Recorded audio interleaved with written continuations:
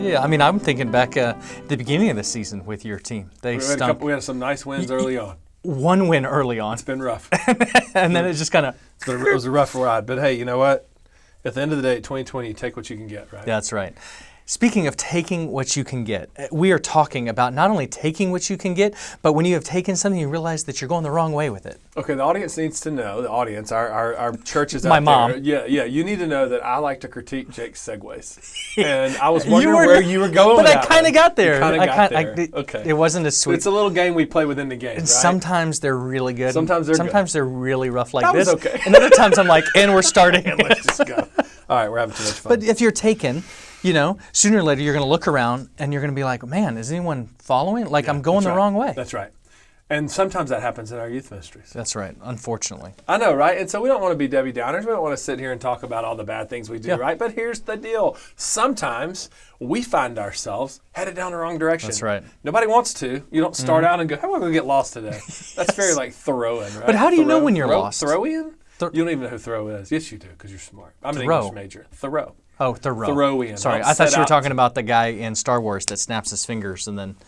Is that Thor? He doesn't watch any Is of that the Thor? Marvel things. Stop. You're making enemies. Youth pastors love Marvel. Is he and Star Trek, not Star Wars? Stop. Nobody sets out to get lost on purpose. No. But sometimes we do. And I think it's important as we think about the idea that sometimes we get on the wrong track in our youth ministries. Let's talk about why that happens with the goal of not getting on the right, getting back on the right track. But how do you know when you are lost? I mean, to me, that's a key question. So esoteric, right? It is. Philosophical. And you're never lost when you're driving with your kids in the back. And your wife's parked there and she's like, babe, we're lost. And you're like, I know exactly where we're at. That's right. And she's like, no, you don't. You're like, yes, we're right by that tree. And we've seen this gas station 4 times. Right. We are not lost. Good. We've been here before. Yeah, that's right. So the idea is like what you're getting at is you can't know you're lost unless you have a destination. That's right. I mean, it's a standard by which to judge deviation, right? It's a very technical definition. Yeah. But like, Let me grab my scientific calculator. Sure, but I don't know that I'm lost unless I know where I'm going. Yeah. And that is super true in our youth ministries. Mm-hmm, like we can't know that we've taken a wrong turn unless we have that definition. That's right. And so we have to know where we're going. And so, we don't probably outside the scope of this podcast to list an exhaustive list, but I mean, it's about what you want to accomplish. Mm-hmm. And Robbie just did a great article on this, right? Oh, cool. Of how to cast that right. 2021 vision. Yeah. And you know that you're lost because you know that you're not there yet, That's right. So where are you going to go? And I think for you, what you're saying is you have to have the end in mind. Yeah, you do. And when you have those deviations, now we come back to it, which comes to how do you know when you're lost? How do you get back on that track? Yeah, one of the things as we were talking about this for me in my life, because I am the guy that's never lost. I don't ask for help in lows. Like, that's just me, right? I'm going to solve it. It's my Ron Swanson. And he's standing there at the, and he's like, I can't figure, he's like walking 6 aisles. Like 6 guys come up to Andy. Hey, can I help you? My children will say, why don't you ask somebody? I'm like, that's not the goal. The goal is to find it myself. And then finally your wife walks over and says, hey, do you know where this is? And then she comes back and she's like, hey, it's in aisle 6.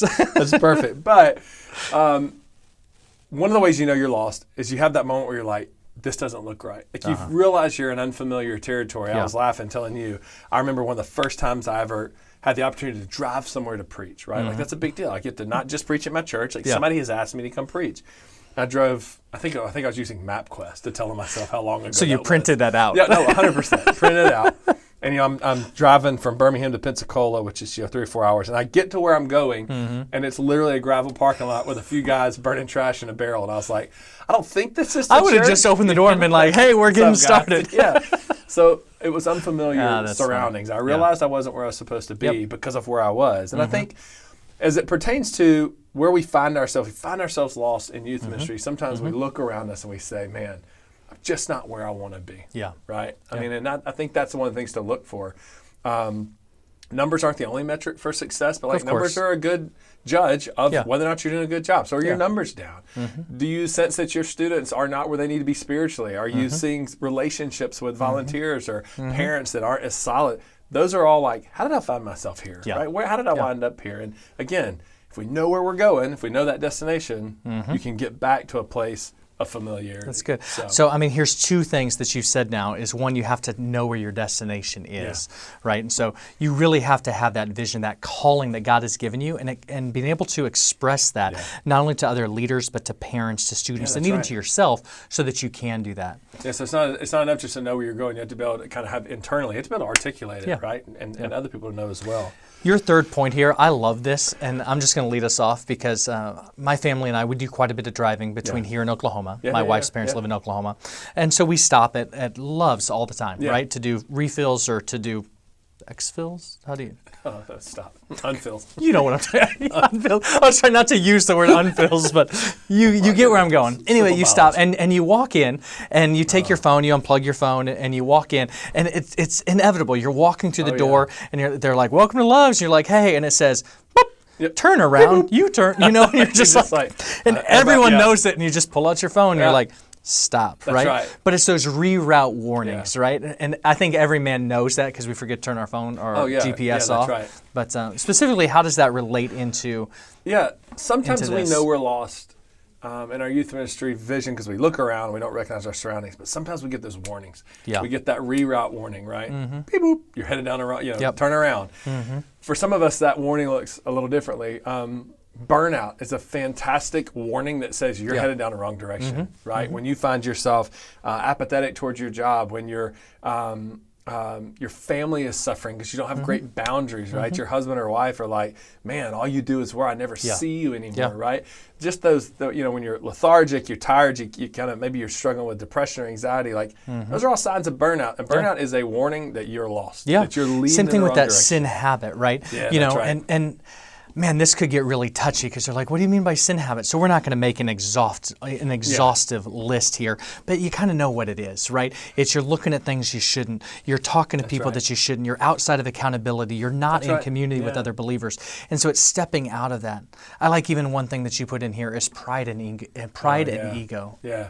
I mean, listen, and hopefully, by the grace of God, this I don't struggle with it anymore. I think we all probably struggle with it a little bit. But early in my ministry, I really wanted that validation from other people, right? And it was Andy has the stuff together. He's such a wonderful leader. Yeah, it was important. Like I need, and that was my ego talking. That was my pride.